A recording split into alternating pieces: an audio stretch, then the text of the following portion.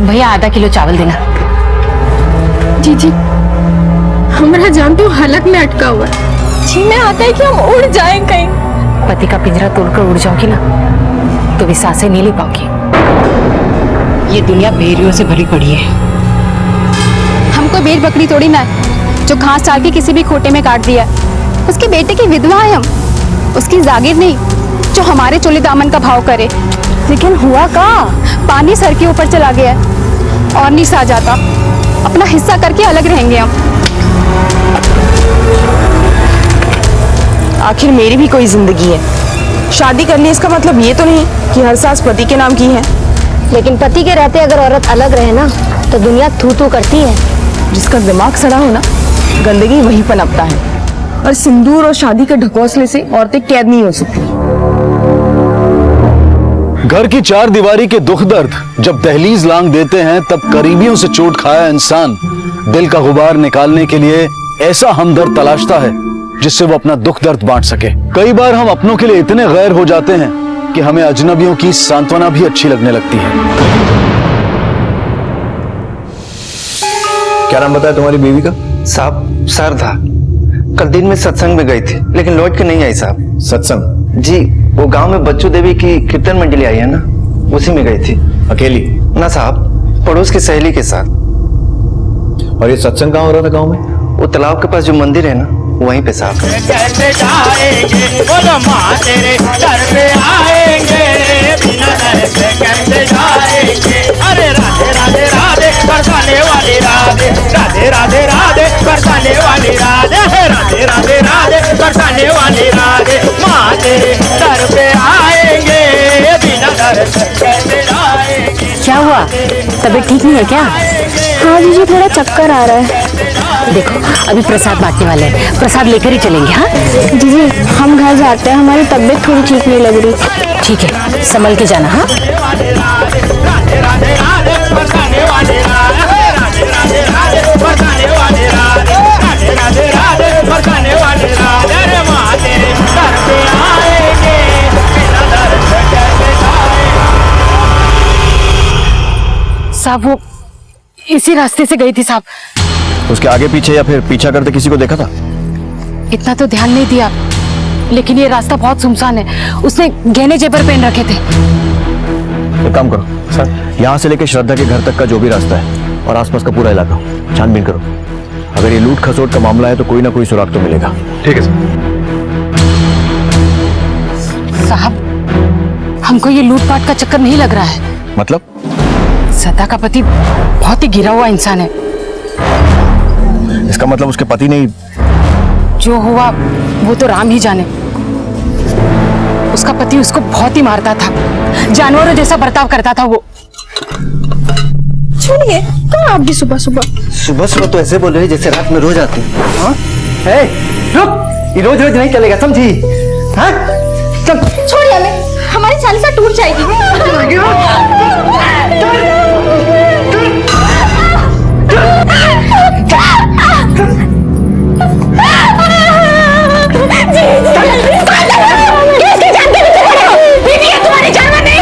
बीवी हाथ से निकल जाए ना तो उसको सीधा करना पड़ता, समझी? चल या तो शर्म करो और जा जा क्यों करते हो?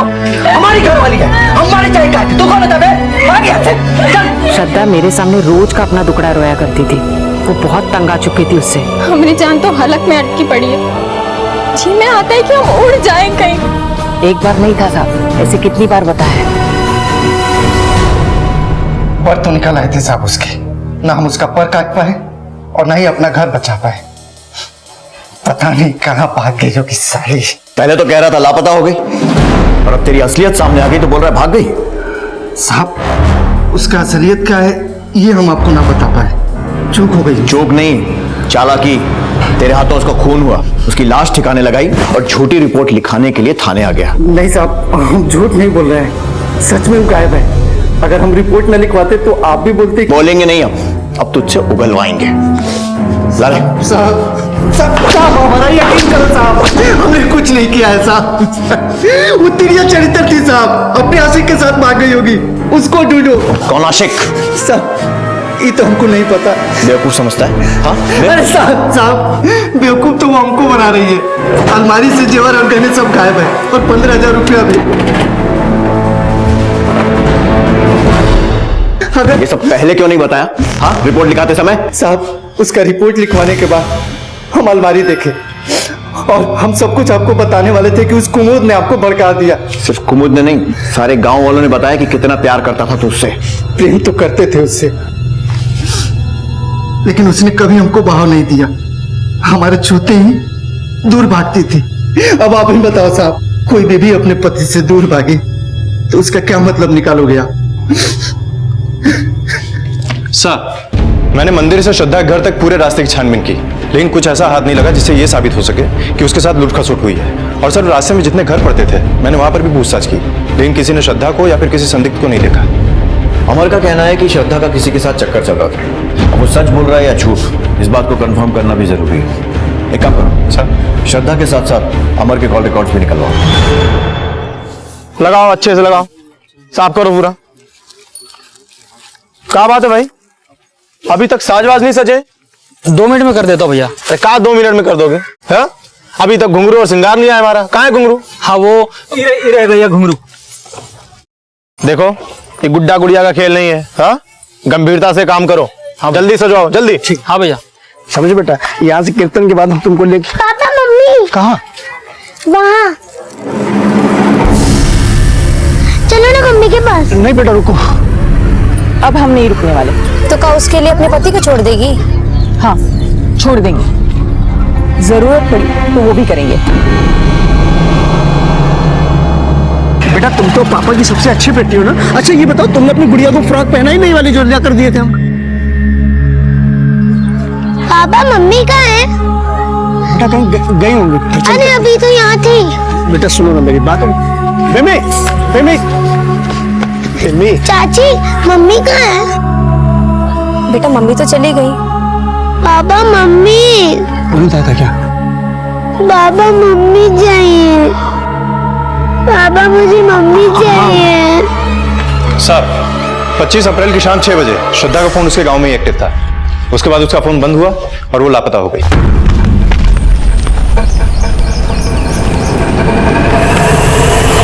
कॉल रिकॉर्ड्स में ऐसा कोई नंबर जिससे उसके अफेयर का कोई क्लू मिले? नहीं सर, श्रद्धा के फोन से बहुत कम कॉल्स होते थे। लास्ट आउटगोइंग कॉल भी 3 अप्रैल को थी। तब उसने जानदा के किसी क्लिनिक में फोन किया था और इनकमिंग कॉल भी उसके पति और उसके सहेली कुमुद के ही नाम से है। कुमुद ने बताया था कि उस दिन श्रद्धा की तबीयत ठीक नहीं थी, शायद इसलिए उसने। नहीं सर, श्रद्धा के फोन लोकेशन के हिसाब से वो जानदा नहीं गई थी। उसके साथ कुछ और ही साजिश हुई है। सर, मैंने उसके पति का फोन लोकेशन चेक किया है। जिस दिन श्रद्धा गायब हुई उस दिन उसके पति का फोन लोकेशन बिजनौर था और उसकी बात अक्सर बिजनौर के किसी गोविंद से होती रहती थी। ये गोविंद कौन है? साहब हमने क्या किया है? आप कुछ पता क्यों नहीं रहे? गोविंद से बहुत बोलचाल है तेरी?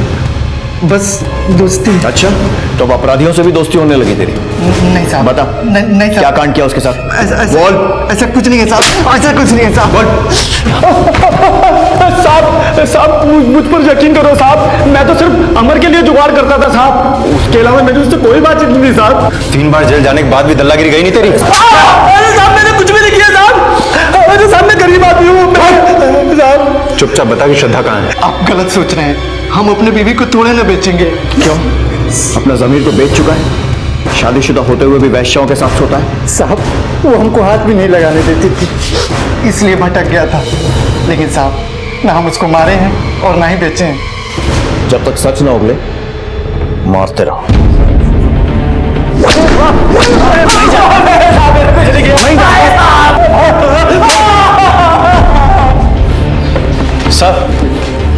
सर, गोविंद को बहुत तोड़ा लेकिन कुछ उगल नहीं रहा है। यार ये तो साफ है कि अमर अच्छा पति नहीं है। तो ये भी हो सकता है कि श्रद्धा उससे तंग आकर अपनी मर्जी से कहीं चली गई, लेकिन कहां और किसके साथ?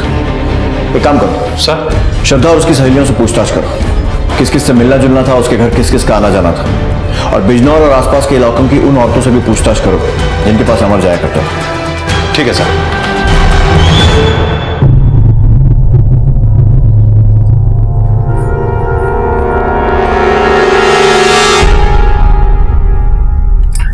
रानी, ये कपड़े गहने क्यों पहन रखे हैं? विधवा है तू, विधवा। कोई देख लेगा तो? क्या एक विधवा बंद कमरे में अपना अतीत भी याद नहीं कर सकती?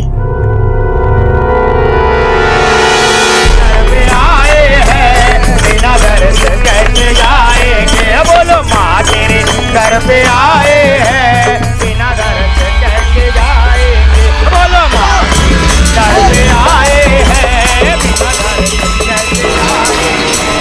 राधे राधे राधे बताने वाली, बोलो राधे राधे राधे बताने वाली, राधे राधे बताने वाली, राधे बताने वाली। अरे माँ तेरे घर पे आए हैं, बिना घर से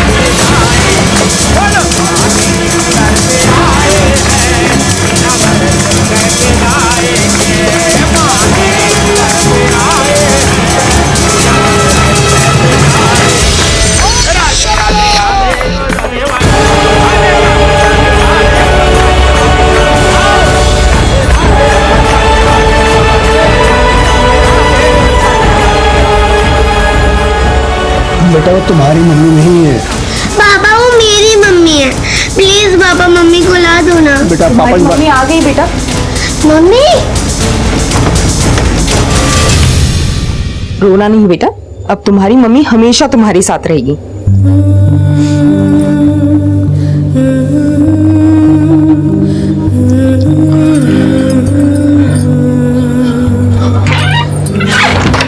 उससे ऐसी कोई भी उम्मीद मत दो जो तुम पूरी ना कर पाओ। उम्मीद तो विमी ने दी है मुझे, एक नई जिंदगी की। लेकिन तुम्हारी जिंदगी में पुनीत है नहीं था, अब हम उसे छोड़कर यहाँ आए हैं। मंगला, वो अब भी तुम्हारा पति है। तो डिवोर्स दे देंगे उसे और फिर तुम्हारे साथ।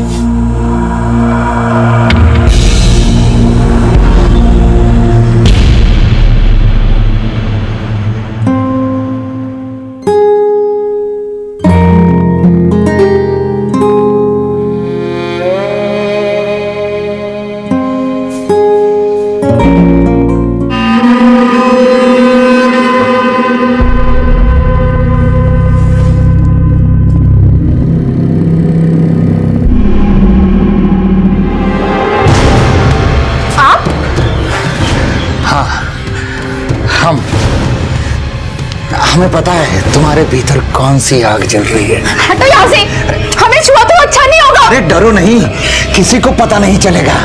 अरे देखो, हम बिन पत्नी के, तुम बिन पति की है, 4 दीवारों के भीतर। अरे सबके अरमान ठंडे हो जाएंगे। शर्म नहीं आती तुझे? छी!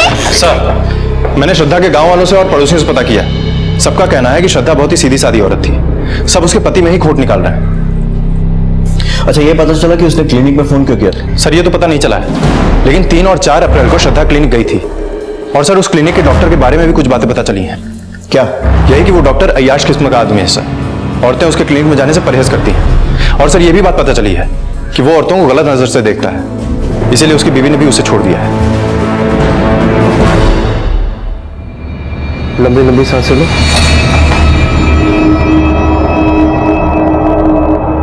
और लंबी सांसें लो।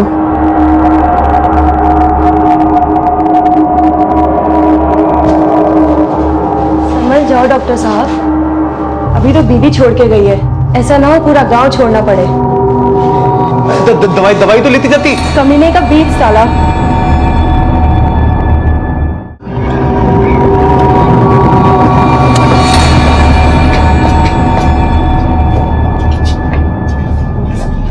हाँ सर, श्रद्धा मेरे पास इलाज के लिए आई थी। क्या परेशानी थी उसे? किस चीज का इलाज कराने आई थी?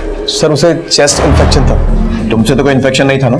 सर कैसी बात करें सर, वो तो बेचारी अपने पति से परेशान थी। अच्छा, मतलब उसका इलाज करने के साथ साथ उसकी परेशानियां भी बांट रहे थे? सर ऐसी बात नहीं है, मैं उसका एक बार चेकअप कर रहा था तो उसकी बॉडी में मैंने निशान देखे थे। ये चोट कैसे लगी तुम्हारे?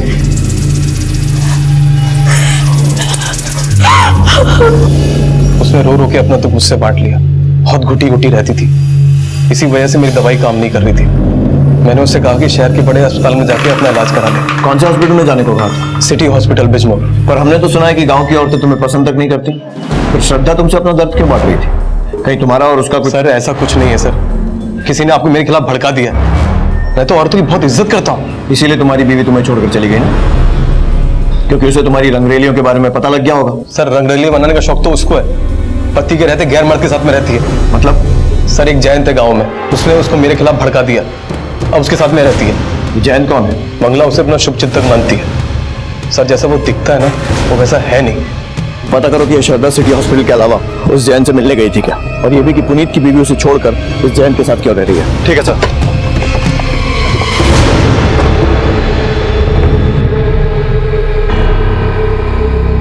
मैंने सिर्फ विन्नी के लिए पुनीत को नहीं छोड़ा, बल्कि मैं तुमसे भी। मम्मी मम्मी देखो ना, मैंने ड्राइंग बनाई है।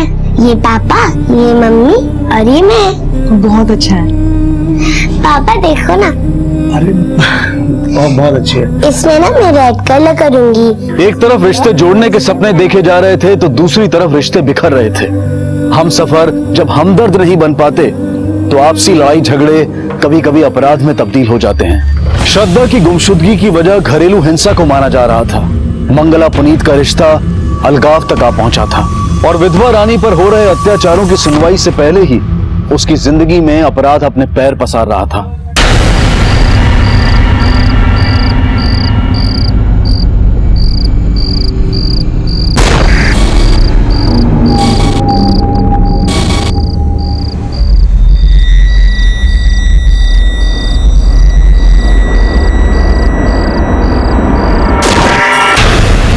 सर श्रद्धा सिटी हॉस्पिटल में अपना इलाज करवा रही थी, लेकिन उसे चेस्ट इन्फेक्शन नहीं था सर, बल्कि वो HIV पॉजिटिव थी।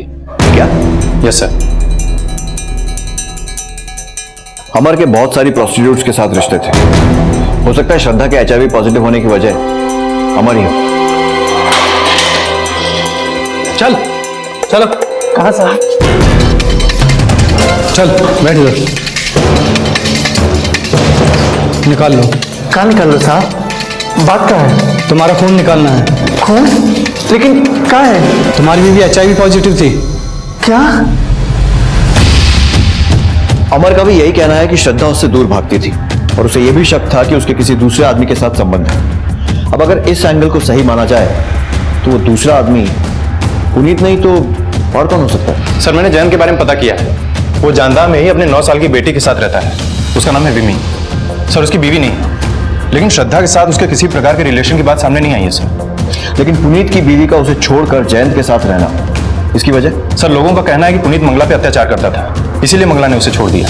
जैन ने उसे रहने के लिए जगह दी सर। और सर मंगला का जैन की बेटी विमी से भी काफी लगाव है, क्योंकि पुनीत से उसकी कोई संतान नहीं है। सर मंगला ने डाइवोर्स केस भी फाइल कर दिया है। लेकिन मंगला का पुनीत को छोड़ना पुनीत के नाजायज रिश्तों का परिणाम भी हो सकता है। एक काम करो सर, इस डॉक्टर की कुंडली निकालो। साहब बिना सुरक्षा के हम आज तक किसी को छुए तक भी नहीं। वो औरत तिरिया चरित्र थी। बहुत हो गया तेरा, चला भी अंदर। अरे बड़े साहब का है मैडम, बड़े साहब का है। हम लूट के बर्बाद हो गए, हमारी बहू सब लूट कर लेके भाग गई साहब। रानी का पति कब मरा था? 6 महीने पहले साहब। पर साहब रानी को हमने कभी अपनी बहू नहीं समझा, बेटी जैसा समझा। पर हमारे बेटी की जमीन बेचकर चली गई वो, और देखिए हमें चुना लगा गई। जमीन कब बेची? कल ही रजिस्ट्री हुई है साहब, 5 लाख की।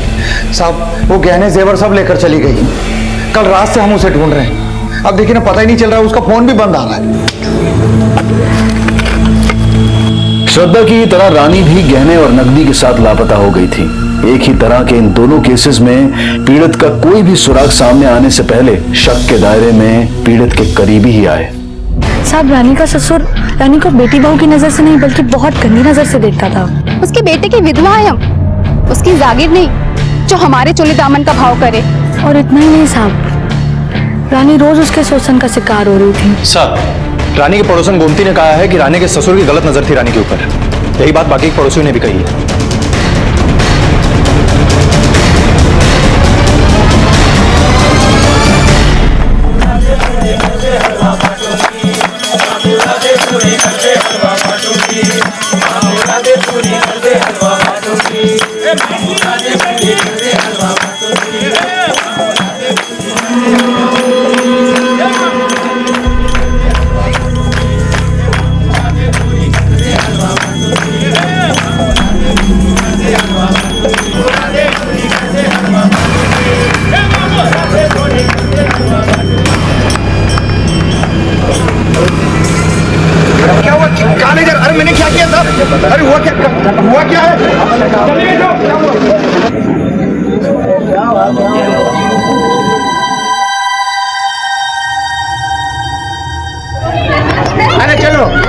खोया पेड़ बबूल का तो आम कहाँ से खाए। जैसा उसने किया है वो सब उसके सामने आ गया है, समझ गए। नारी देवी का रूप होती है, उसका सम्मान करो। उसके साथ बुरा करने वाले नरक में सड़ते हैं। अभी तुम सब लोग सत्संग करो, चलो भजन गाओ।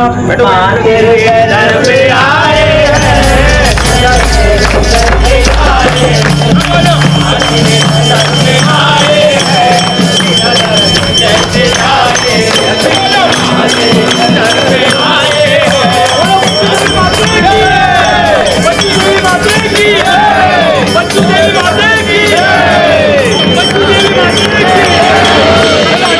साहब हम नशे में थे इसलिए गलती से उसको छू लिया, पर उसने तो हमें हमारे कमरे से निकालकर पूरे गांव में ढिंडोरा पीट के हमारी नाक ही कटवा दी। और उसे मार कर तेरी नाक वापस आ गई? नहीं नहीं साहब, हमने उसे नहीं मारा, हमारा विश्वास कीजिए, हमने नहीं मारा उसे। सिर्फ मारा ही नहीं बल्कि जमीन के 5 लाख और उसके जेवर भी छुपा दिए। बोल कहाँ है? अरे नहीं साहब, हमने ऐसा कुछ नहीं किया है। वो बड़ी चंट औरत है, अपने यार के साथ भाग गई। कहानी बना रहा है? हम सच कह रहे हैं साहब, वो विधवा थी लेकिन सुहागन बनने के सपने देखती थी।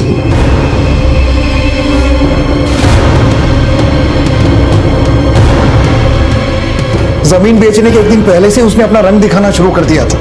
हम सच कह रहे हैं। चलिए, ये भजन संध्या तो समाप्त हुई। देवी माँ ने जो शिक्षा दी है उसे अपने हृदय में रखिए, वो आपके जीवन के मार्ग को प्रशस्त करेगा। अगली भजन संध्या पे फिर से मुलाकात होगी। राधे राधे। राधे राधे। बैठ।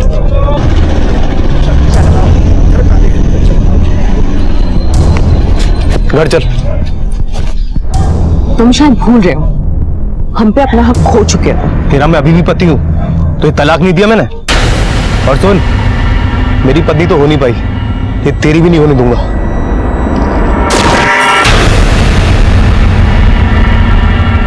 साहब, रानी की फोन लोकेशन के हिसाब से 3 मई की रात 8 बजे तक वो मरून गांव में थी, जहां पर उसने खरीदार से जमीन के पैसे भी लिए थे। और रात 9 बजे तक उसके फोन की लोकेशन जानदार गांव थी। मतलब वो मारून से अपने गांव वापस आई थी? हाँ सर। और जिस रात वो गायब हुई उस रात उसके ससुर की फोन की लोकेशन संगमार गांव की थी। इसका मतलब ये है कि हो सकता है उसके गायब होने से उसके ससुर का कुछ लेना देना ना हो सकता है सर। लेकिन सर एक बात और पता चली है, रानी का भी पुनीत के क्लिनिक में आना जाना था, और जिस दिन रानी गायब हुई उस दिन भी लोगों ने उसे पुनीत के क्लिनिक में जाते हुए देखा था। हाँ सर, रानी मेरे क्लिनिक आई थी। लेकिन आप क्यों आई थी? डॉक्टर के पास इंसान तभी आता जब उसकी तबीयत खराब हो। इस बार क्या हुआ था? चेस्ट इन्फेक्शन या पीठ दर्द की प्रॉब्लम थी। पहले ये बता कि दर्द के इलाज के अलावा रानी के साथ और क्या क्या बात हुई तेरी? हालचाल की बातें हुई, इसके अलावा और कुछ नहीं। अच्छा, तो कल उसका हाल कैसा था?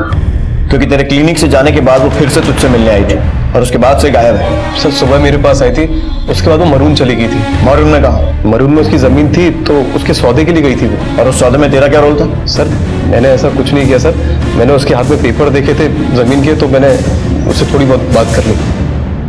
सर इसके बाद वो कहाँ गई, क्यों गई, मुझे इसके बारे में कुछ नहीं पता। पुनीत बहुत पहुंची हुई चीज है, उसका मुंह बंद रखने के लिए हमें आज ही शादी करनी होगी। क्या कह रही हो मंगला? देखो तुम्हारा डिवोर्स नहीं हुआ अभी तक, बात समझो।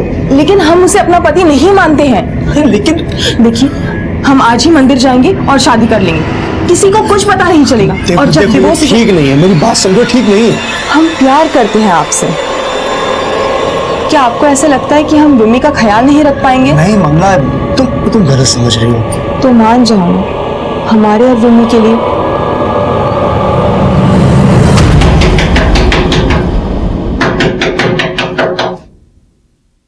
कौन?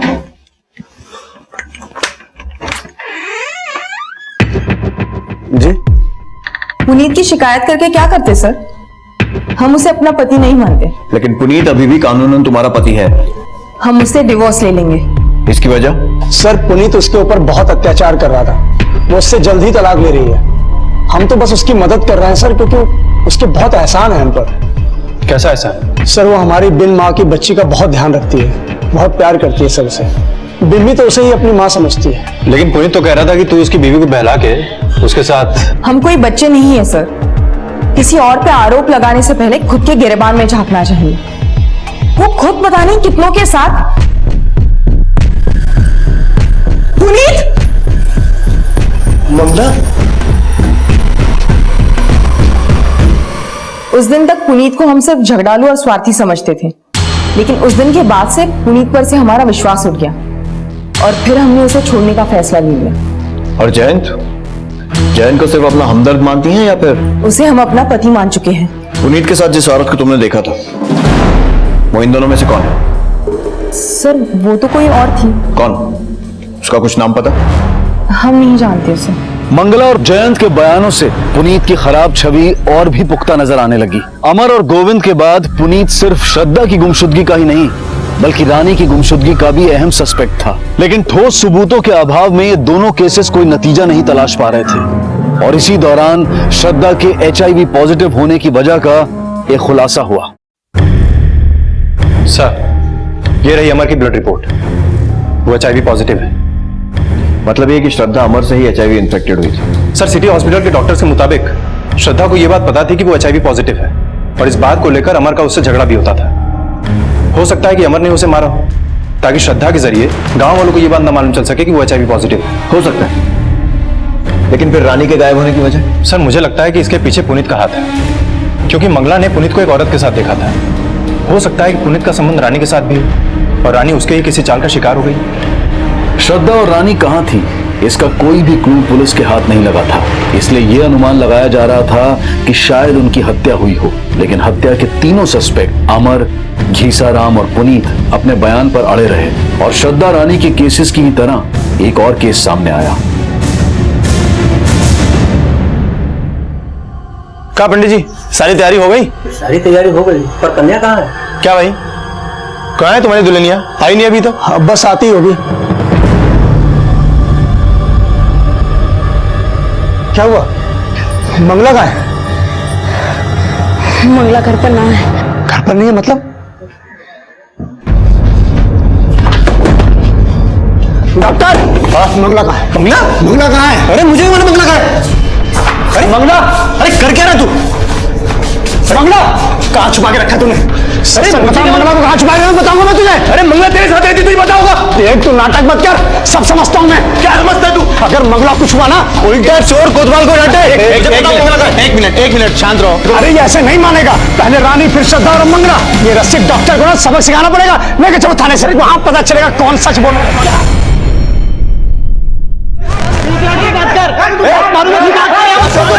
जानता हूं तेरे को मैं। क्या शौक मचा रखा है? साहब मंगला गायब है, पूछे से क्या किया उसके साथ? साहब मंगला मुझे क्या पता, इसके साथ में रहती थी वो। साहब यही बात इसको खटकती है, इसने इसमें कुछ किया। आप ये मरता था। मंगला का तलाक नहीं हुआ था अभी, फिर क्या उससे शादी करना चाहता था? सर, अगर स्त्री तन और मन दोनों से अपने पति को त्याग दे तो वो किसी और आदमी से गंधर्व विवाह कर सकती है, और इसमें वैसे भी मंगला की रजामंदी थी। साहब, कानूनन कोई भी शादीशुदा औरत से कोई शादी नहीं कर सकता। आप उस जैन को गिरफ्तार कीजिए। गिरफ्तार तो हमें मंगला को भी करना है। सच सच बताओ कि वो कहाँ है? वो झूठा ही नहीं, एक नंबर का छिछोरा और गिरा हुआ इंसान है।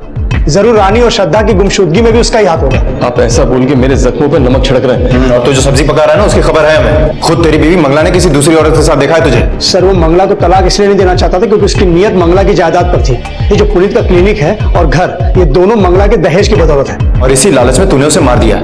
क्यों? सर, लालची तो वो जैन था, उसकी नजर मंगला की प्रॉपर्टी पर थी, लेकिन अभी तक तो वो उसका पति भी नहीं बना है। लेकिन साहब, मंगला तो अपने जेवर गहने लेके उसके पास गई थी। मंगला अपने गहने जेवर पहन के दुल्हन बनी हुई थी। इस आदमी ने जानबूझकर उस वक्त का इंतजार किया ताकि अपना बदला लेने के साथ साथ वो गहने हड़प सके।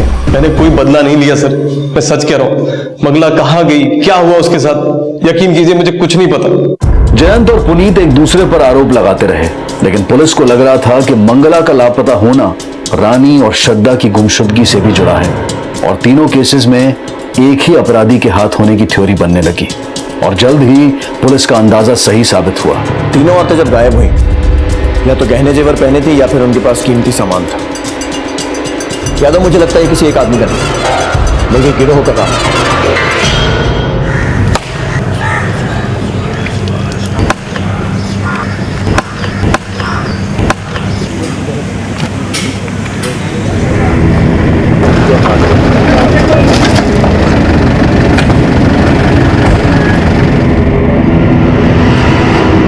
सर, पोस्टमार्टम रिपोर्ट से यह बात साफ है कि सबको मारने का तरीका एक ही है, सबको जिंदा दफनाया गया है।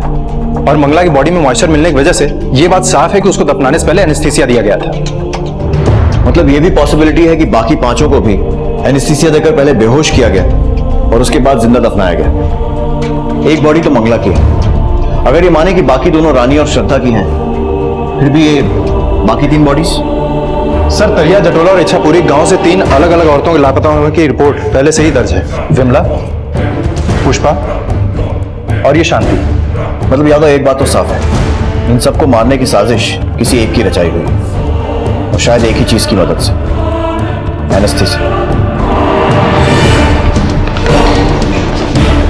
पकड़ो इसे। अरे बात तो बात क्या है? ले जाओ। बात क्या है? बात तो चेक करो।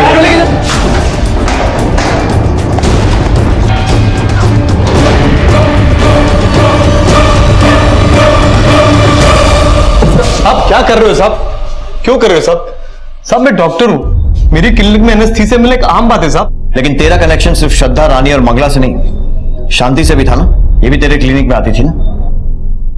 इन दोनों को तूने कैसे झांसे में लिया, बता। साहब, मैंने किसी को झांसे में नहीं लिया साहब। तो कैश और गहने कहां हैं जो तूने इन्हें दफनाने के पहले लूटे थे? साहब, मैं डॉक्टर हूं, क्रिमिनल नहीं साहब। देख डॉक्टर, अभी तो पूछ रहे हैं, लेकिन अब तुझे हम बताएंगे कि सच उगलवाने के लिए हम क्या इलाज करते हैं।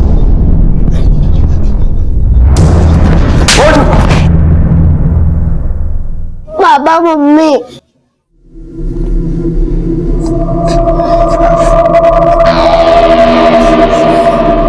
जीवन मरण सब देवी माँ के हाथ में है। वो सब देख रही है, सबका इंसाफ करेगी। भजन कार्यक्रम में फिर से आना शुरू करो। अपनी बेटी को भी लेकर आओ, मन को बहुत शांति मिलेगी। बोलो देवी मैया की, देवी मैया की, देवी मैया की। सर, पुनीत ने कुछ नहीं कबूला। पता करना पड़ेगा ये एनेस्थीसिया कहां से खरीदा गया और पुनीत ने कब कब कितनी क्वांटिटी में खरीदा। चोरी के गहने भी कहीं ना कहीं बेचे गए होंगे। बिजनौर और आसपास के सारे सुनारों से पूछताछ करो। ये एनेस्थीसिया की बोतल आप ही कंपनी सप्लाई की गई थी? हाँ, ये दवाई तो मेरी कंपनी से सप्लाई की। मैं चाहे तो आपको सप्लायर का नंबर दिखा सकता हूँ। प्लीज। ओके। एक तरफ पुलिस ये पता लगाने में जुटी थी कि पुनीत कहां से और कितनी मात्रा में एनेस्थीसिया खरीद रहा था, और दूसरी तरफ ये पता लगाया जा रहा था कि लूटा गया सोना कहां बेचा गया। और इसी तलाश में पुलिस को चोरी के गहने खरीदने वाले एक सुनार का पता चला। ठीक है।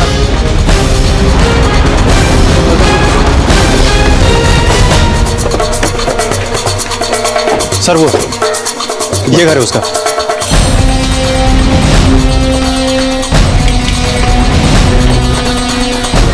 आज तक पूछताछ करो। ठीक है सर। चलो सुनो इधर। हाँ सर। ये मानिक सुनार का घर है? हाँ सर। कहाँ गया? पता नहीं सर। आखिरी बार कब देखा था? कल रात को देखा था साहब, कीर्तन में। कीर्तन? हाँ साहब, बच्चू देवी का कीर्तन चल रहा है ना हमारे गांव में। ठीक। कुछ पता चला? हाँ सर। सर, ताला उसके घर पे कल रात से ही लगा हुआ है और आज सुबह से उसे किसी ने नहीं देखा। एक बात नोटिस की यादव सर, जब श्रद्धा गायब हुई थी तब भजन मंडली उस गांव में थी, और जब रानी और मंगला गायब हुई तब वो भी उसी गांव में थे जिस गांव में ये भजन कीर्तन चल रहा था। और अब ये मानिक सुनार गायब है और पड़ोसी ने उसे आखिरी बार उस कीर्तन में ही देखा था। लेकिन सर, मानिक सुनार तो चोरी के गहने खरीदता था। उसका इस मंडल से क्या कनेक्शन हो सकता है? कनेक्शन है, शायद इसीलिए उसे गायब किया गया है ताकि हम उस साजिश के कर्ता धर्ता तक ना पहुंच पाए, जो कि शायद उस भजन मंडली में ही है।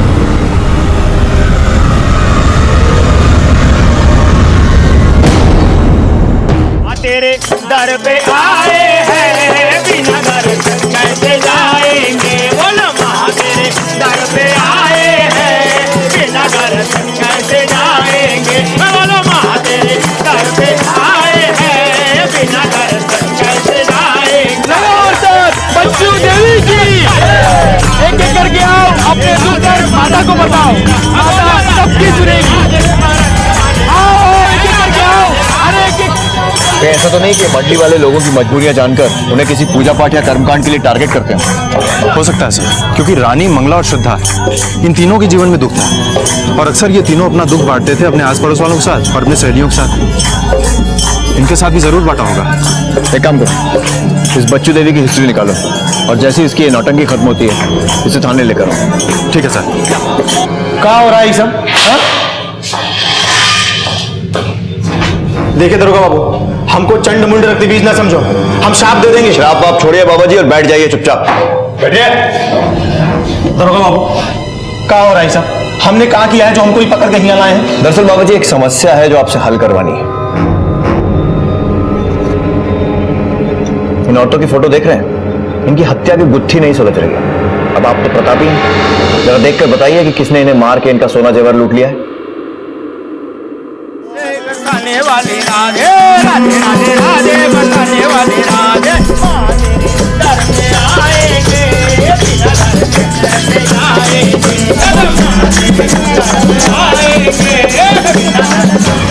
मेरे ससुर मेरी इज्जत पे हाथ डालते हैं। ये सारी तो मेरी भक्त थी बेचारी, हमारे पास अपना दुखड़ा सुनाने के लिए आती थी। तो इन्होंने आपको अपना दुखड़ा सुनाया और आपने ऐसा क्या उपाय बताया कि इन्हें खुशी मिलने की बजाय मौत नसीब हुई? हम तो इन तीनों का भला ही चाहते थे, लेकिन अब देवी मैया की ज्यादा भोला मत बन। दरोगा बाबू, ये कैसी बात कर रहे हैं आप हमसे? आपके दिमाग में क्या पक रहा है? नहीं समझ आ रहा। समझे? नहीं समझे? समझाऊं? हाँ? दर्द हो रहा है? लगाऊं एनेस्थीसिया? देखिए दरोगा बाबू, ये आप दोनों ठीक नहीं कर रहे हैं। ड्रामा मत कर, सीधे सीधे बता कहां से लाता था एनेस्थीसिया? बता कहां से लाता था?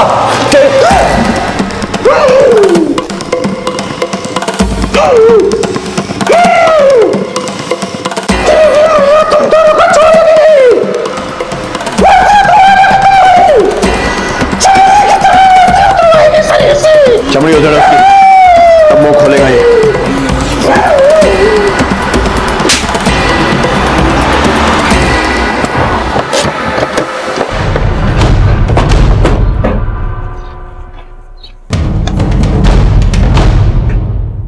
हाँ सर, ये यहाँ से ही खरीदी गई थी।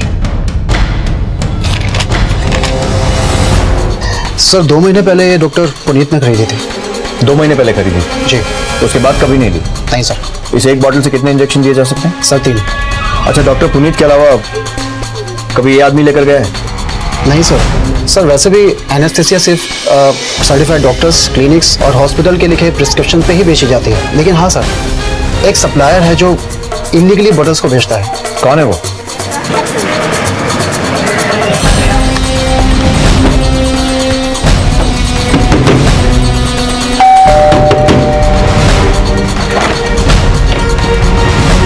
जी सर। सर मैं सर बता दो, उससे बता दो, बता दो।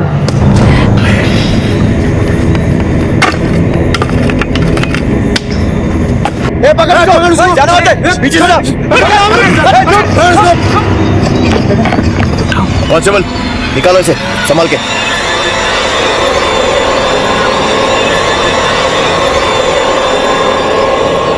बहुत शातिर समझता था अपने आप को। जिस एनेस्थीसिया से तू लोगों का शिकार करता था उसी ने तुझे फंसाया।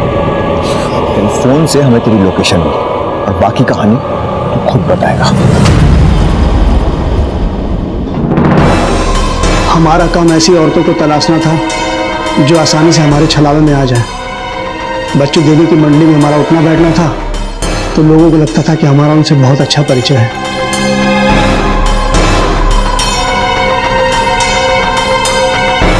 तो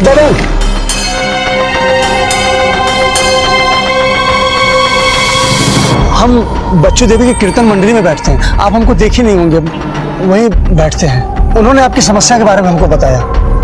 देखिए आप हिम्मत मत हारिए, उन्होंने इससे पहले भी बहुत लोगों को ठीक किया है। हमें क्या करना होगा? कुछ नहीं, बस 16 श्रृंगार करके आना होगा, जैसे नई नवेली दुल्हन, शादी का जोड़ा, गहने जेवर। आप एक काम करिएगा, आप हमको यहाँ मिल जाइएगा, आगे का विधि विधान हम समझा देंगे। देखिए आप घबराइए नहीं, आप बिल्कुल ठीक हो जाएंगे।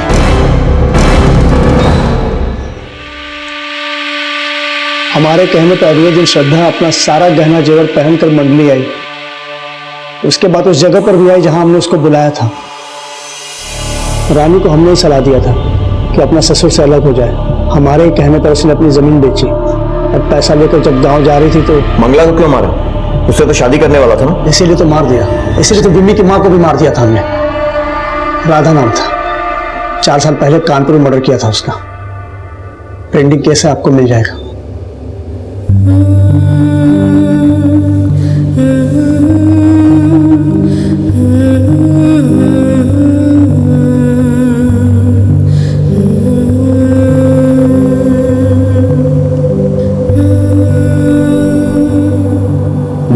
पेशेवर अपराधी था।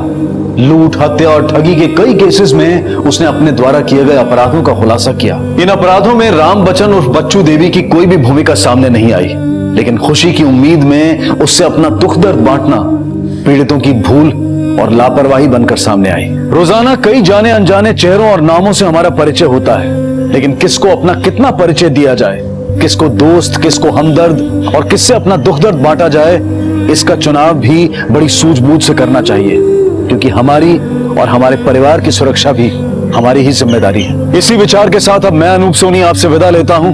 फिर मुलाकात होगी अगले एपिसोड में जुर्म की एक और कहानी के साथ। तब तक अपना और अपने परिवार का ख्याल रखें और देखते रहें क्राइम पेट्रोल डायल 100। सबक एक को, सीख हम सबको। जय हिंद।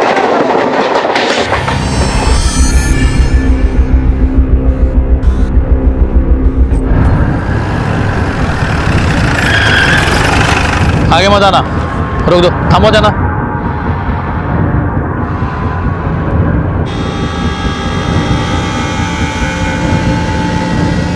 कुछ मिला? आराम से आराम से आराम से रखो।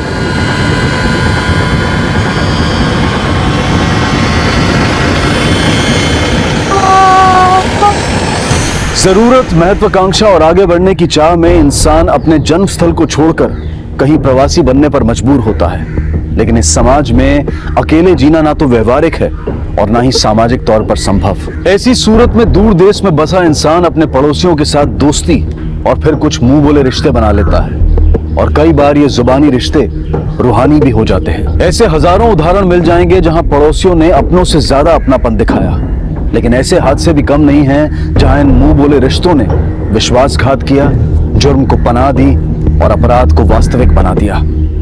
हमारा आज का ये एपिसोड ऐसी ही एक सामाजिक पहेली है।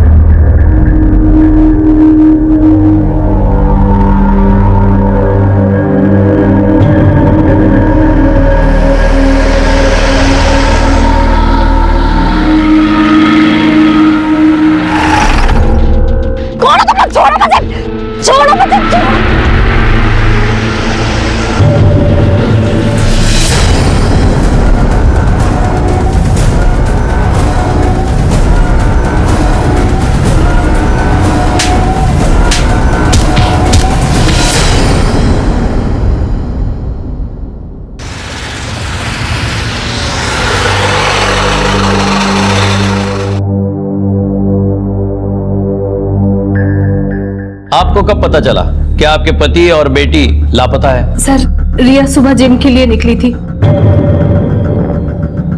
पर घर वापस नहीं आई। मैंने ज्यादा ध्यान नहीं दिया क्योंकि अक्सर वो जिम से ही कॉलेज चली जाया करती थी। पर जब शाम तक नहीं आई तो मैंने उसे फोन किया, फोन स्विच ऑफ है। मैंने मेरे हस्बैंड को भी फोन किया, उनका भी फोन बंद था और अब तक बंद है उनका फोन। आपने उनके दोस्तों से या आपके रिश्तेदारों से बात की? हो सकता है दोनों वहीं कहीं हो। हाँ सर, सब जगह पता किया। रिया को तो सुबह से किसी ने नहीं देखा।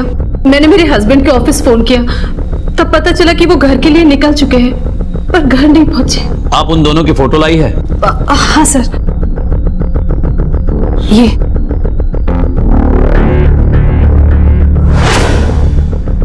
आपका किसी पे शक या किसी से दुश्मनी, झगड़ा? सर, ऐसी कोई दुश्मनी तो नहीं, पर हाँ, मेरे हस्बैंड ने बिजनेस के लिए 75 लाख रुपए कर्जा लिया था और वो उसे चुका नहीं पाए थे क्योंकि वो बिजनेस ही फेल हो गया।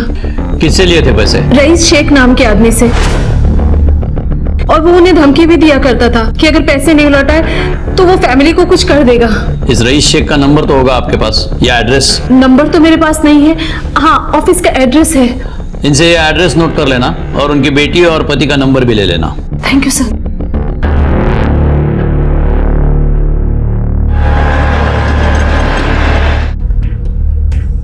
सर, ये नीलेश, रिया और नंदिनी के कॉल रिकॉर्ड्स हैं और इसके मुताबिक जिस वक्त किडनैपिंग हुई उस वक्त नीलेश का लास्ट लोकेशन उसका ऑफिस का दिखाई दे रहा है और रिया का घर से कुछ ही दूर एमजी चौक का दिखाई दे रहा है। इसका मतलब रिया गायब होने के कुछ ही देर बाद उसका फोन बंद हो गया। और ये पॉसिबल है कि वो बाहर गई हो या किसी ने उसे अगवा किया हो।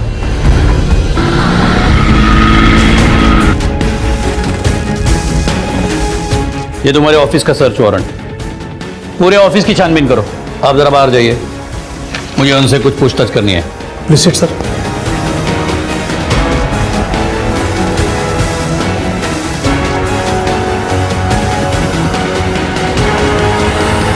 नीलेश और उसकी बेटी को क्यों उठवाया? सर मैं नीलेश और उसकी बेटी को क्यों उठाऊंगा? उसकी बेटी को तो मैं पहचानता भी नहीं हूँ। तुमने तो उसकी पूरी फैमिली को गायब करने की धमकी दी थी। देखिए सर, हमारे बिजनेस में इस तरह की बातें करनी पड़ती हैं और 2-4 हजार की बात नहीं है, पूरे 75 लाख की बात है और 75 लाख रुपए में मुझे अभी तक एक भी रुपया नहीं मिला है।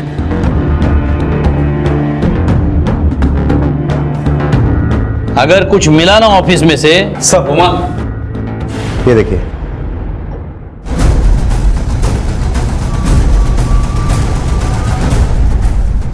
तुमने तो कहा नहीं उठवाया, तो ये रिकवरी एजेंट क्यों हायर किया था? सर मैं रिकवरी एजेंट के थ्रू उसको उठाने वाला था, लेकिन मैंने उसे उठवाया नहीं है। आप चाहे तो फोन करके रिकवरी एजेंट से पूछताछ कर सकते हैं। हेलो, क्या? ठीक है सर, नीलेश वापस आ गया।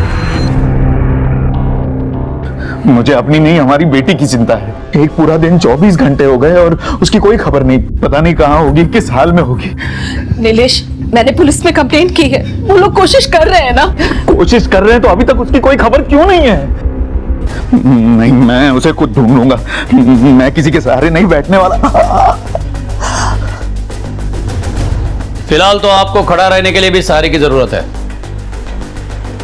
क्या आप बता सकते हैं आप कहां थे और आपकी ये हालत कैसे हुई? सर, वो कल मैं जब ऑफिस से निकला तो अचानक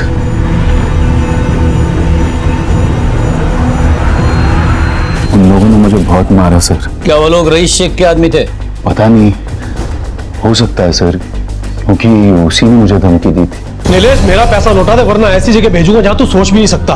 मैं रईस का पैसा है, हलक में हाथ डालकर निकाल लूंगा तेरे। पहचान सकते हो उन्हें? शक्लें तो देखी होगी ना? नहीं सर, उन लोगों ने अपने चेहरे ढके हुए थे। कुछ बताया उन्होंने कि तुम्हें क्यों उठाया, क्यों मारा? वो बोल कम मार ज्यादा रहे थे। हाँ, पर एक ही बात बोल रहे थे कि मैंने कहा ना अपना घर बेच दे वरना अपने जान से जाएगा। मानिक शाह, नीलेश वो लोग मानिक शाह के लोग हैं क्या? ये मानिक शाह कौन है? सर, ये मानिक शाह हमारा पड़ोसी है। उसे पता था कि मुझे पैसों की सख्त जरूरत है, इसलिए उसने हमारा घर खरीदने का ऑफर रखा। वो कीमत बहुत कम लगा रहा था। मुझे पैसों की सख्त जरूरत थी, कर्जा चुकाना था, इसलिए मैं तो मान गया, लेकिन नंदिनी ने साफ मना कर दिया। उसके बाद से उसने धमकी देना शुरू कर दिया। क्या हाल है मोटा भाई? और बस, अरे कब से कह रहा हूँ ये फ्लैट मेरे को दे दो, अभी मान जाओ ना, वरना मनाना पड़ेगा मुझे तुमको। और ये जो ऊपर वाला है ना, इसका जो हुक्म है वो तो मुझे मानना ही पड़ेगा ना।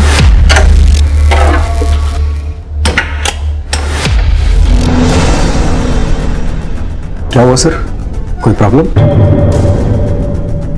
क्या किया तुमने नीलेश की बेटी रिया के साथ, और नीलेश को क्यों उठवाया? क्या मतलब?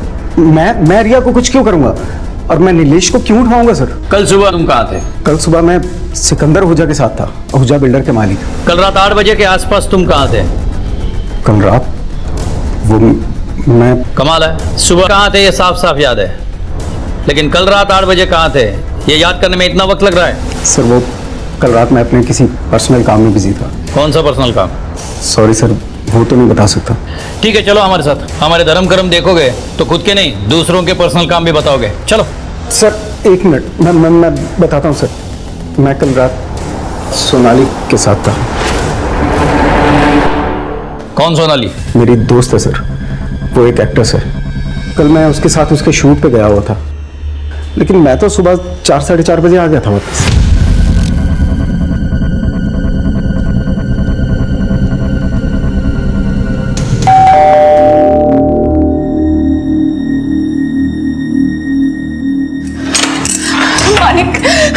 मानिक, वो मेरे घर में चोरी हो गई है, सब कुछ चोरी हो गया। मानिक, तुम मेरे साथ अभी चलो, अभी पुलिस के पास चलो। मानिक,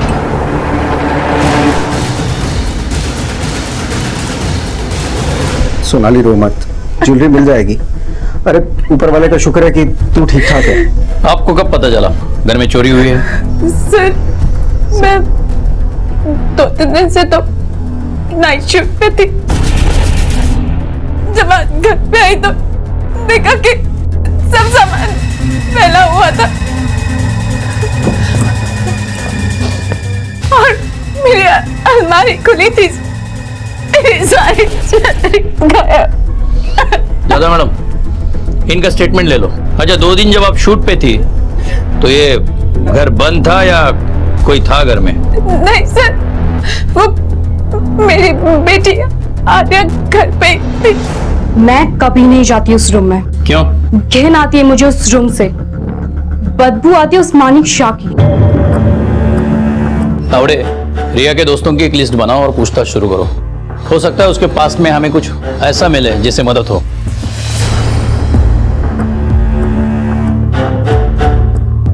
इसी एक ही प्रीमाइसेस में एक लड़की गायब हो जाती है। उसी शाम उसका बाप किडनैप हो जाता है और उसके घर के पास से ही घर में गहने चोरी हो जाते हैं।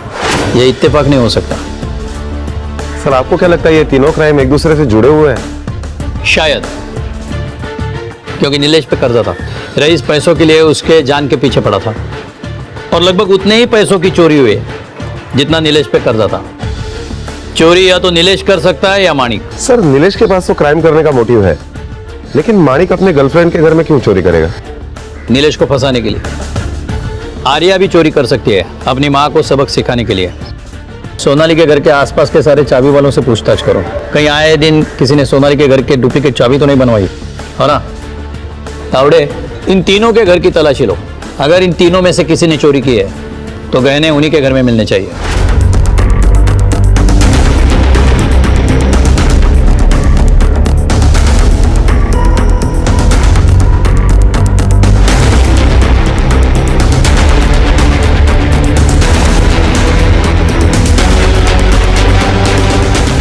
उधर कुछ मिला? नहीं सर। बालकनी में देखो। सर। हाँ,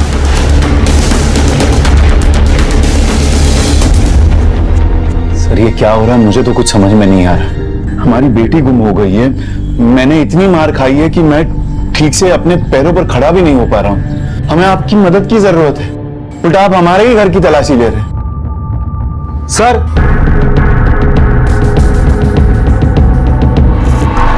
सर ये देखिए ड्रग्स यहाँ टीवी के नीचे मिला।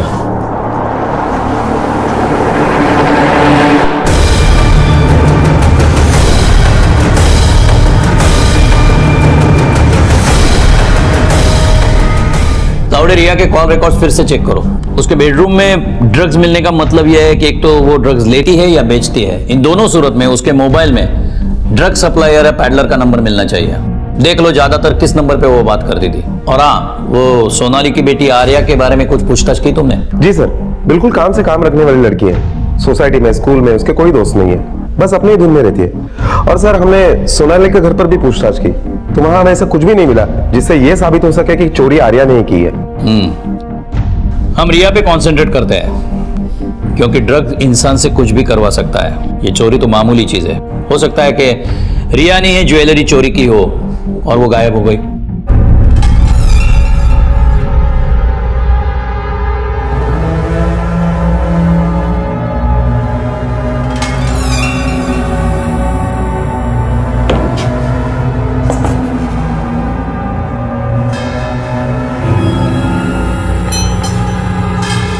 खाना खा लो। नहीं खाना मुझे। देखो प्लीज, मुझे मुझे मुझे कुछ खाना नहीं चाहिए। मुझे मुझे थोड़ी सी ड्रग दे दो, प्लीज दे दो। देखो मेरी हालत देखो, मैं मर जाऊंगी। प्लीज थोड़ी सी दे दो, भीख मांग रही हूँ, प्लीज थोड़ा सा दे दो। सुनो सुनो सुनो सुनो, देखो तुम्हें एक पूरी दे दो। एक नहीं तो अच्छा एक दो दे दो, प्लीज दे दो प्लीज।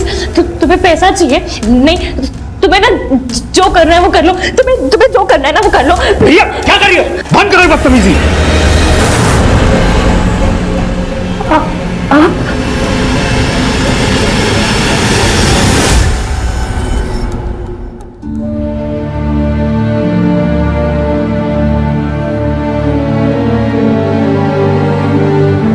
मम्मा, मुझे जल्दी ठीक नहीं होना कि जब मैं बीमार पड़ती हूँ तभी तो आप मेरे साथ रहते हो, नहीं तो मैं अकेली। मामा प्लीज आप मुझे छोड़ के मत जाओ, प्लीज। मैं ना खुद ठीक हो जाऊंगी, प्लीज मामा। अरे नंदिनी, तुम ऑफिस नहीं गई? नीलेश, रिया की तबीयत नहीं ठीक है। अब तुम बहाने मत बनाओ, रिया को सिर्फ बुखार है। तुम ऑफिस नहीं गई तो सैलरी कटेगी, पता है ना तुम्हें? पर नीलेश, तुम जाओ, टेंशन मत लो, मैं संभालूंगा इसको।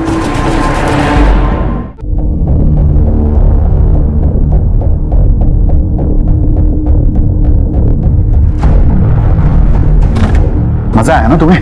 हाँ? अपने ऑफिस के लोगों के सामने मेरा तमाशा बनाकर। Shut up, Nilesh. I don't want to talk to you. मैं नहीं ले गई थी, तुम गए थे मेरे साथ। ये आदमी कभी नहीं सुधरेगा। रिया? Oh yes. आज तुम्हारा बर्थडे है ना? Happy birthday बेटा। I'm sorry.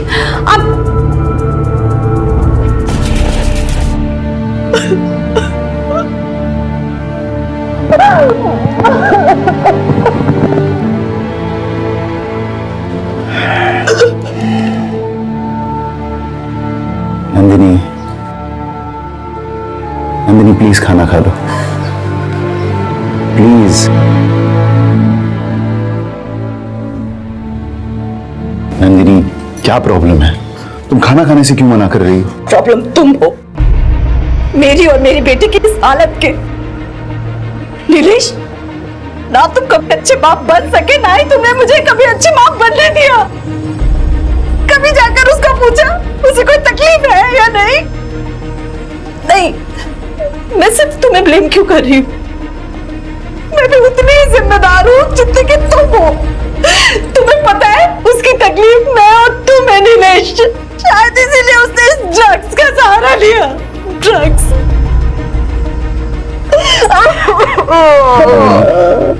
नंदिनी, इसमें तुम्हारी कोई गलती नहीं है, गलती सारी मेरी है। मैं सच में इस गलती को सुधारना चाहता हूँ। प्लीज रो मत, प्लीज हमारी रिया वापस आ जाएगी।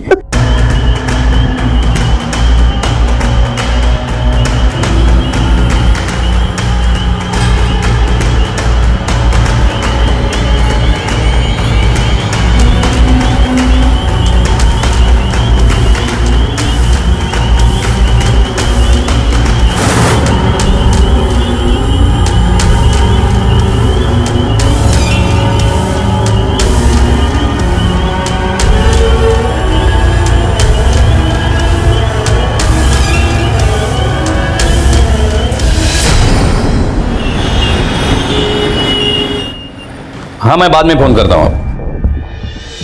सर, रिया के दो खास दोस्तों का पता चला है, अश्विन और सोहन, जो सेम बिल्डिंग में रहते भी हैं और एक ही कॉलेज में पढ़ते भी हैं। काफी गहरी दोस्ती है इन तीनों में।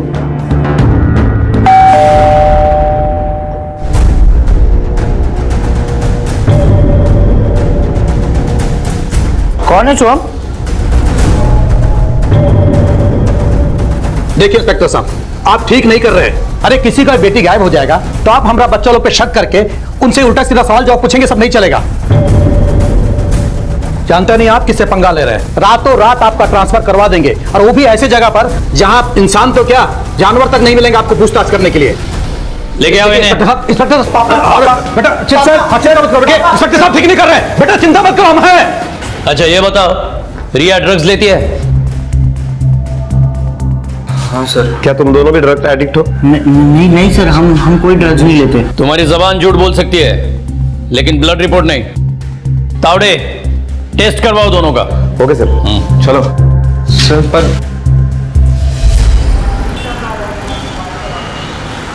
सर, दोनों सच बोल रहे हैं, रिपोर्ट एकदम क्लियर है, दोनों ड्रग्स नहीं लेते। तुम दोनों जा सकते हो, लेकिन शहर से बाहर जाने की इजाजत नहीं। मतलब नो ट्रिप, नो आउटिंग, समझे? जी सर।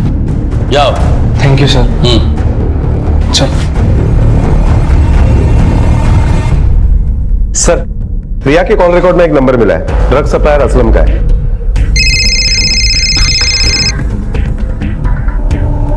हेलो,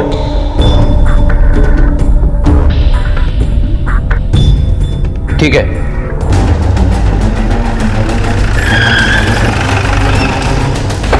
क्या हुआ?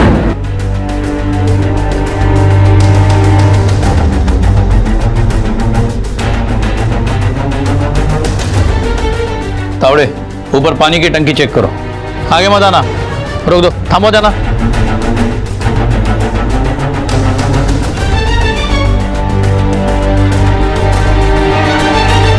कुछ मिला? आराम से लेटा, आराम से रखो।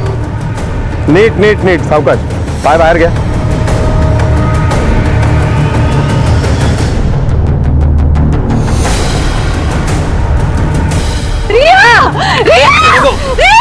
आप कौन है? पीछे लो, संभालो जरा।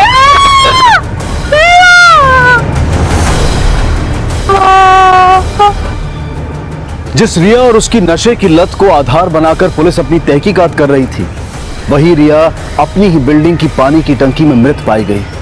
पर रिया के कत्ल ने एक बात तो साफ कर दी थी कि वो अकेली नहीं थी, बल्कि उसके साथ कोई और भी था। यह संभव है कि चोरी के गहनों की वजह से ही उसका कत्ल हुआ हो और कातिल कोई ड्रग सप्लायर या उसका कोई जानकार ही हो। रिया के कॉल रिकॉर्ड से मिला एक नंबर असलम नाम के ड्रग सप्लायर का था, जिससे रिया ड्रग्स लेती थी।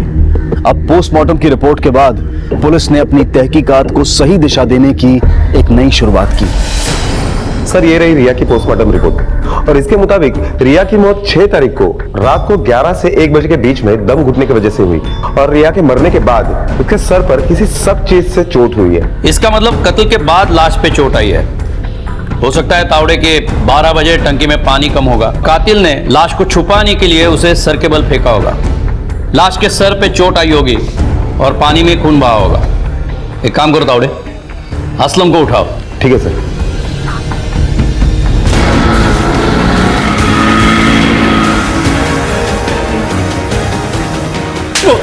बोल सर, मैं काहे के लिए मारेंगे उसको सर? वो मर गई मतलब मेरा 3 लाख का नुकसान हो गया ना। ये 3 लाख रुपए मेरे को ही देना पड़ेगा। ऊपर कौन सा मेरा बाप लोग है साहब, वो तो कैसे सुनेगा कि वो मर गए मतलब 3 लाख रुपए छोड़ दिया। रिया के मरने के बाद मेरा मरने के चांस तो पक्का है। चल जा, दोबारा बोले तो आना, ढूंढना ना पड़े, समझे? हाँ सर। तावड़े, रिया ने असलम को 3 लाख रुपया उधार चुकाने का प्रॉमिस किया था 1 हफ्ते में। इतनी बड़ी रकम वो लाती कहां से? चुप हो जा बेटे, चुप हो जा। जाने वाले को कोई रोक नहीं पाया है। ऊपर वाले के आगे किसी की मर्जी नहीं चलती।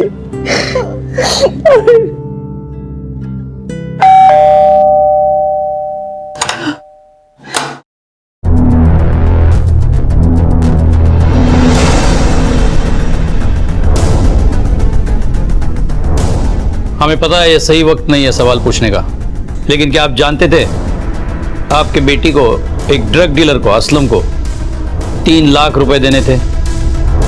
क्या तुम जानती थी? हम अपनी बच्ची को जान ही कहा पाए नीलेश, टाइम ही कहा दिया उसे। बस अपनी अपनी उलझनों में उलझे रहे हम लोग। ज्यादा बात करने की जरूरत नहीं है, समझी? आज 4 पैसे कमाने लगी हो तो सुना रही हो। वो दिन भूल गई जब मैं दिन रात मेहनत करता था, काम करता था और तुम घर में बैठी थी। एहसान कर रहे थे मुझ पर। रिस्पॉन्सिबिलिटी हूँ तुम्हारी, पत्नी हूँ तुम्हारी। अच्छा, सारी रिस्पॉन्सिबिलिटी मेरी, तुम्हारी कोई रिस्पॉन्सिबिलिटी नहीं है। तुमसे तो बात करना बेकार है। क्या है? चलो अंदर जाके बैठो तुम। नीलेश देखो, इस तरह ऊंची आवाज में बात मत क्या करो मुझसे। तो चुप। सुना नहीं तुम्हें क्या बोला उसने? जाओ अंदर। यहाँ क्यों खड़ी हो तुम? जाओ। आप लोगों का झगड़ा देखने खड़ी नहीं हुई हूं मैं। रिपोर्ट कार्ड पे साइन चाहिए थे।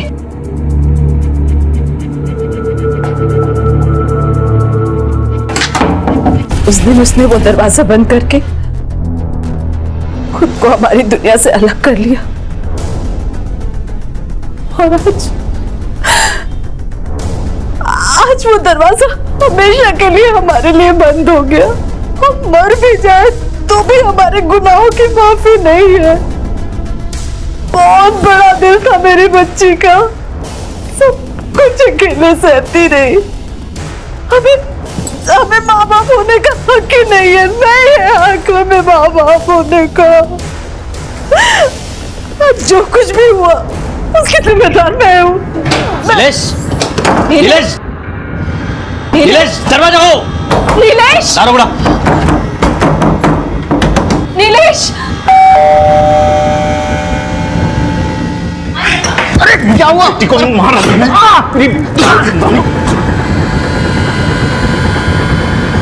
मैंने भी मारा तेरी बेटी को।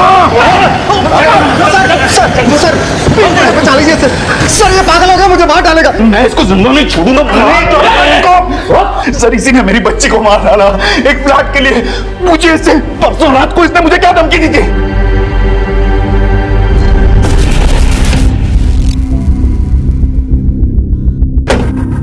क्या मोटा भाई, कब तक ऐसे पागलों की तरह भटकोगे?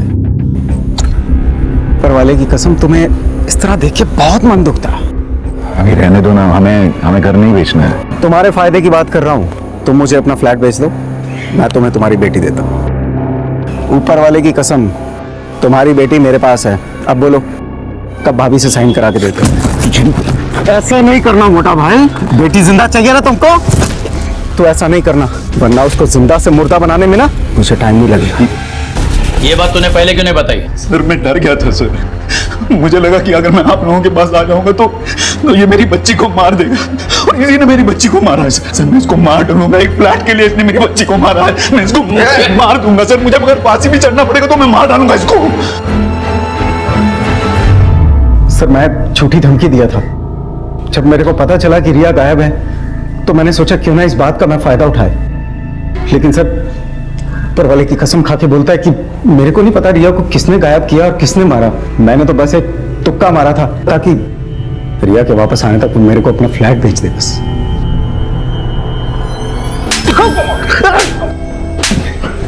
तुझे पता नहीं तेरा ये तुक्का तुझे कहां पहुंचा सकता है। तेरा ऊपर वाला भी तुझे नहीं बचाएगा, समझे? सर मेरी बात का यकीन कीजिए सर, मैंने रिया को नहीं मारा सर, सच कह रहा हूँ सर। माणिक के ऑफिस के सीसीटीवी फुटेज के मुताबिक 5 तारीख को, यानी जिस दिन रिया और नीलेश किडनैप हुए थे, उसी दिन दोपहर को 12 बजे ये ऑफिस से बाहर निकल गया था और वॉचमैन ने भी सोनाली के बिल्डिंग में इसे जाते हुए देखा है। सर ये बात सच है कि मैं वहां गया था, लेकिन मैं सीधा सोनाली के यहाँ गया था सर। लेकिन सोनाली ने तो अपने स्टेटमेंट में कहा है कि उस दिन वो शूटिंग कर रही थी, तो तुम सोनाली के घर पे क्या कर रहे थे? सुन, ऊपर वाले की कसम खा खा के एक पे एक झूठ बोल रहा है तू। रिगमे सर, डंडे की कसम खा के सच उगलवाओ इससे, रिमांड पे लो उसे। सर प्लीज, मैं ऊपर वाले की कसम खा के बोलता है सर, इस बार मैं बिल्कुल झूठ नहीं बोल रहा सर। मैं सोनाली के यहाँ गया था, लेकिन मैं सोनाली को मिलने नहीं, आर्या को मिलने गया था सर। मानिक सच बोल रहा है, उस दिन मुझसे मिलने वो आया था। क्या हुआ, शौक लग रहा है? प्रॉब्लम क्या है? मेरा और उसका रिलेशन है, तुम्हारे जितना खास दोस्त वो मेरा भी है। ये सब तूने सिर्फ पैसों के लिए नहीं किया है, मैंने ये सब कुछ हम दोनों ने फ्री में किया है। शर्म नहीं आई ये सब करते हुए? कैसी है इसमें शर्म? तो मुझे तब आई थी जब मुझे ये पता लगा था कि मेरी माँ ज्वेलरी और पैसों के लिए किसी के भी साथ जा सकती है। माँ बनने का फर्ज तो तुमने निभाया ही नहीं है कभी, इसलिए मैंने तुमसे तुम्हारा खास दोस्त छीना। अब समझ आया किसे शर्म है?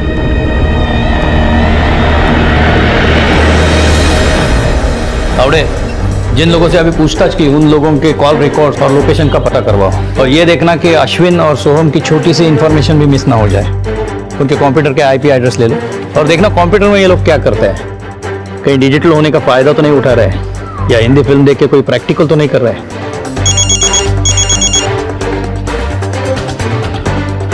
Hello,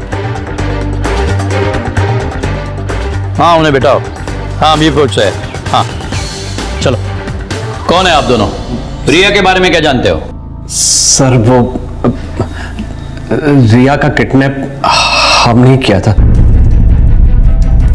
sir. हमने सिर्फ उसे किडनैप किया था, उसे मारा नहीं। हाँ सर, आज सुबह हमने रिया के मारने की खबर अखबार में पढ़ी तो हमें लगा कि एक ना एक दिन तो आप लोग हमारे पास पहुंच ही जाएंगे, इसलिए हम लोग खुद ही आ गए सर। सचमुच आपने रिया को किडनैप किया था? जी सर। या ऐसे किडनैपर पहली बार देख रहे हैं? सर हम किडनैपर्स नहीं हैं। अब मेरा मतलब है कि हम पेशेवर किडनैपर्स नहीं हैं। वो तो हमें किसी ने ऐसा करने के लिए कहा और हम उसकी बातों में आ गए सर। किसने कहा? नंदिनी ये क्या है? ऐसा क्यों कर रही हो तुम? प्लीज ये सब मत करो तुम। माँ जी आप ही प्लीज इसे कुछ समझाइए। नंदिनी ये गलती मत करो। सालों पहले की गई गलती को सुधार रही हूं मैं नीलेश। तुम्हारी जिद, तुम्हारे तमाशों के सामने अगर घुटने ना टेकती तो शायद आज मेरी बच्ची जिंदा होती। मुझे तुम्हारे साथ 1 मिनट भी नहीं रहना। अब तलाक चाहिए मुझे। नंदिनी, नंदिनी, मैंने कहा ना कि मैं अपनी गलतियों को सुधारने की कोशिश करूंगा। प्लीज मान जाओ, मुझ पर भरोसा रखो। एक आखिरी भरोसा और तुम पर? नीलेश, मुझे तो लगता है कि मेरी बच्ची के साथ जो कुछ हुआ उसमें भी तुम्हारा हाथ है। तुम्हारा दिमाग खराब हो गया। अरे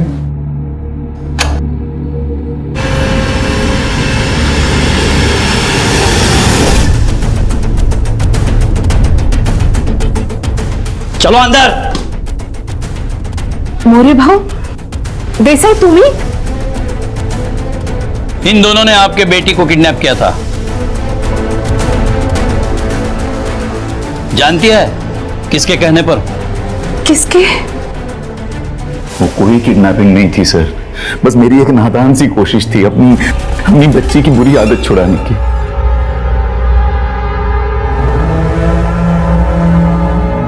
मुझे पता चल गया था कि रिया ड्रग्स लेती थी। रिया, मैंने उसकी ड्रग्स की आदत छुड़ाने के लिए समझाना, धमकी, मारपीट सब कुछ करके देख लिया था सर, लेकिन रिया पूरी तरीके से ड्रग एडिक्ट बन चुकी थी। फिर मैंने कहीं पढ़ा कि अगर ड्रग एडिक्ट्स को कुछ दिनों के लिए ड्रग से दूर रखा जाए तो उनकी आदत छूट सकती है। हाँ, रिहैबिलिटेशन सेंटर ले जा सकता था, लेकिन बात फैलती, बदनामी हो जाती, इसलिए मैंने इन 2 वर्कर्स को बड़ी मुश्किल से मनाया सर, बड़ी मुश्किल से। नहीं नहीं, हम ऐसा कैसे कर सकते हैं? हम कोई किडनैपर थोड़ी है। अरे किसने कहा ये किडनैपिंग है भाई? हम लोग भलाई का काम कर रहे हैं। मेरी बेटी को 2-4 दिनों के लिए ड्रग से दूर रखना है, उसकी ये बुरी आदत छुड़वानी है बस। प्लीज मेरी मदद कीजिए। ठीक है, मैंने पूरा इंतजाम कर दिया था, मतलब उसके रहने खाने का, सिक्योरिटी का, उसे कोई तकलीफ ना हो, इसका पूरा बंदोबस्त कर दिया था। मुझे लगा कि 6-7 दिन वो अगर ड्रग से दूर रही तो उसकी ड्रग की आदत छूट जाएगी। इसका क्या सबूत है कि तुम सच बोल रहे हो? सर, ये सच बोल रहा है। ये मोबाइल उस देसाई का है जिसने किडनैपिंग करवाई थी, और इस मोबाइल में इन लोगों की सारी बातें रिकॉर्ड है, ताकि अगर ये मुकर जाए तो वो लोग ना फंसे। मतलब तुमने अपने प्लानिंग के तहत माणिक को भी मारा? सर, मैंने उसे नहीं मारा सर, रिया उन दोनों के पास से भाग गई थी। हम कैसे मान ले कि तुमने रिया को किडनैप किया लेकिन मारा नहीं? सर, वो मेरी बेटी थी सर, मैं क्यों उसे मारूंगा? तावड़े, इसका केस रजिस्टर करो। रिया को किसने मारा इसका पता हम लगाएंगे। इसका इंटेंशन अच्छा हो या बुरा हो, क्राइम इसने किया है। सर, तावड़े, कुछ पता चला माणिक के बयान में कितनी सच्चाई है? नहीं सर, हमने जो छानबीन की उसमें हमें ऐसा कुछ भी नहीं मिला जिससे यह साबित हो सके कि माणिक ने ही रिया को किडनैप किया था या उसका मर्डर किया था।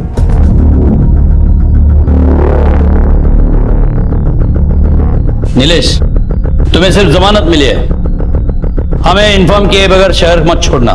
जी। लेकिन तुम जाओगे कहां? घर तो तुम्हारे बीवी के नाम है और उसने तो तलाक के लिए अर्जी दी है। तुम्हारे इस रिया के किडनैपिंग के प्लानिंग का दूसरा कोई अच्छा असर नहीं हो सकता। सारी गलती मेरी है सर, मैं उसे मनाने की पूरी कोशिश करूंगा। उसके अलावा मेरा है ही कौन? और जब तक नंदिनी नहीं मानती तब तक मैं मेरी सास के घर रह लूंगा। मेरे घर से बस 4 बिल्डिंग दूर ही है। मतलब बीवी घर में नहीं रखेगी लेकिन सास रखेगी? सर, उस घर में कोई नहीं रहता, इन्वेस्टमेंट के नाम पर लेके रखा हुआ घर है, उसकी चाबी हमेशा मेरे पास ही रहती है। Thank you sir. तावड़े, इसे नहीं पता कि अनजाने में इसने हमें क्या बताया है। इसका और एक ठिकाना है जो आज तक हमें पता नहीं था।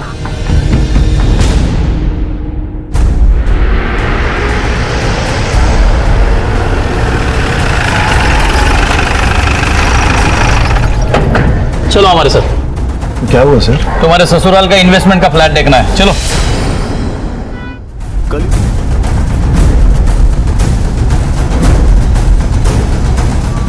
पूरे घर की तलाशी लो।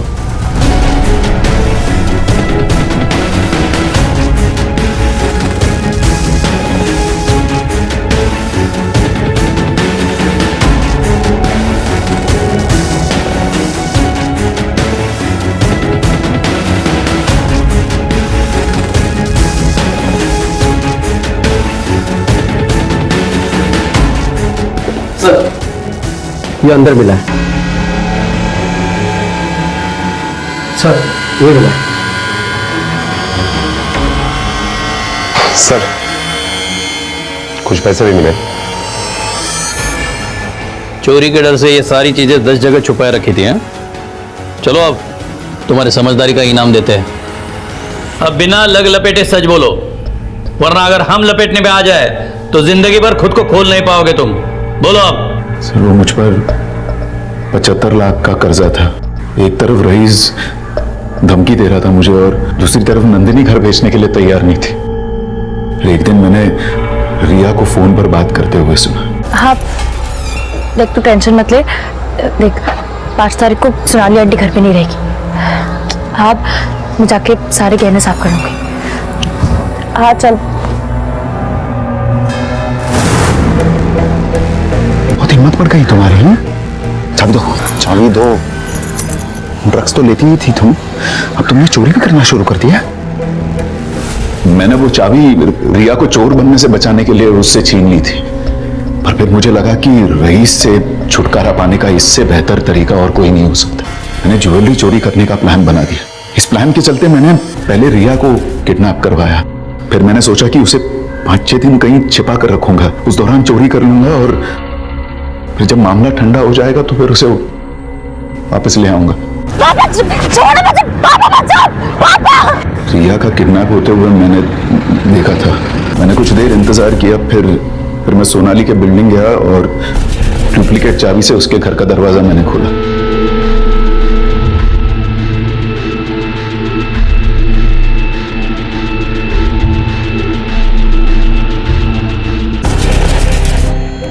सब कुछ प्लान के मुताबिक जा रहा था। मैंने सोचा कि मामला ठंडा हो जाने के बाद मैं गहने बेच दूंगा, और उसी रात रईस के लोगों ने मुझे उठा लिया। फिर नंदिनी ने रिया की मिसिंग कंप्लेंट फाइल कर दी। रईस का नाम लेने में खतरा था, इसलिए मैंने मानिक को फंसा दिया, और उसी रात फिर रिया भी वहां से छूटकर भाग गई। सर मैं उसे बचा सकता, उसके लिए कुछ कर सकता, उससे पहले उसका कत्ल हुआ। सर मैं सच कह रहा हूँ, मैं क्रिमिनल नहीं हूँ सर। जो कुछ मैंने किया मैंने अपने फैमिली के लिए, अपने आप को बचाने के लिए किया। तू भी नहीं, हर क्रिमिनल यही कहता है कि वो निर्दोष है। सर अपनी एक बेवकूफी और लालच की वजह से अपनी बेटी की जान तक गंवाई है तुमने। जो कुछ न करके बहुत कुछ पाना चाहते हैं, उनका अंत यही होता है। कलयुग में कोई किसी का साथी नहीं होगा, अपने ही एक हाथ को दूसरे का सहारा नहीं होगा। ये कहावतें आज सच साबित होती दिख रही हैं। क्या नीलेश अब भी झूठ बोल रहा था, या फिर किसी और ने ही अपनी दुश्मनी निकाली और मासूम रिया की जान ले ली? सर ये अश्विन और सोहम का कॉल रिकॉर्ड्स है और उनके कंप्यूटर से निकला हुआ आईपी एड्रेस है। अश्विन और सोहम के कॉल रिकॉर्ड्स और उनके कंप्यूटर से मिली जानकारी ने पुलिस के सामने इस केस को खोल कर रख दिया। साफ दिखाई दे रहा था कि दोनों ऑनलाइन सट्टे में इन्वॉल्व हैं और उन्हें पैसों की सख्त जरूरत थी। नहीं सर, हमने रिया का खून नहीं किया है, बल्कि हमने भी रिया की बॉडी तभी देखी जब आप लोग ने टंकी से बाहर निकाली।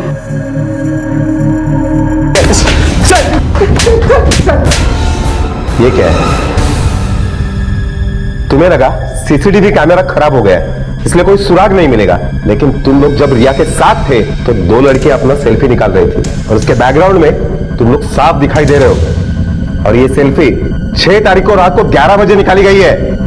उन लड़कियों ने रिया के मर्डर की खबर पढ़ी और फोटो देखी और जागरूक नागरिक का फर्ज अदा किया। पुलिस स्टेशन आई और एक फोटो दी। सुन, पुलिस की मार अच्छी चीज नहीं है, इसलिए जल्दी सच बोलो। बोलो।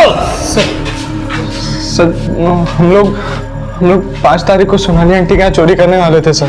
सर चोरी भी हुई सर, लेकिन हमें हमारा हिस्सा नहीं मिला सर।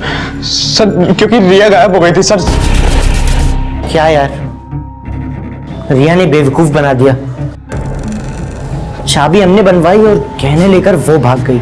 सर वो वापस आई सर, वो घर जाती उससे पहले ही हमने उसे लिफ्ट के पास पकड़ लिया था सर। गहने का सब बेच गई। यहाँ बात करना ठीक नहीं है, एक काम करते हैं टेरेस पर जाते हैं, ऊपर बात करेंगे। चल। सर फिर हम उसे टेरेस पर लेके गए सर। सर हम तो उसे टेरेस पर सिर्फ बात करने के लिए लेकर गए थे। सोहम देख, सोहम तू समझ नहीं रहा, मेरे पापा ने मेरा किडनैप करवाया था, इतनी मुश्किल से देख हमें तेरी ये झूठी दर्द भरी कहानी नहीं सुननी है, समझी ना रिया तू? हमें हमारा हिस्सा दे दे देख, जैसा तू समझ ना कि हम दोनों बेवकूफ हैं, वैसे हम हैं नहीं। देख, तुझे मानना है मान, भाड़ में जा। चल। नशे और जुए की लत ने तुम दोनों को क्रिमिनल बनाया है। इसमें जितना दोष इनका है उतना ही दोष इनके माँ बाप का भी, जो इस बात से बिल्कुल अनजान थे कि इनके बच्चे गलत राह पर निकल चुके हैं। नीलेश को चोरी और अपनी बेटी रिया को किडनैप करने के जुर्म में और अश्विन और सोहम को चोरी, सबूत मिटाने और कत्ल के जुर्म में गिरफ्तार किया गया है। आज जरूरत है कि हम सब संवेदनशील बने, अपने विवेक का इस्तेमाल करें, सही और गलत में फर्क करना सीखें, अपने बच्चों को समय दें, उन्हें समझने की कोशिश करें ताकि समझ स्वस्थ बने, न कि अपराध की प्रयोगशाला। इसी विचार के साथ अब मैं अनूप सोनी आपसे विदा लेता हूं। फिर मुलाकात होगी अगले एपिसोड में एक और चौंका देने वाले केस के साथ। तब तक अपना और अपने परिवार का ख्याल रखें और देखते रहें क्राइम पेट्रोल डायल 100। सबक एक को सीख हम सबको। जय हिंद। इस तरह के और भी एपिसोड देखने के लिए हमारे चैनल को सब्सक्राइब करें और बेल आइकन दबाना ना भूलें।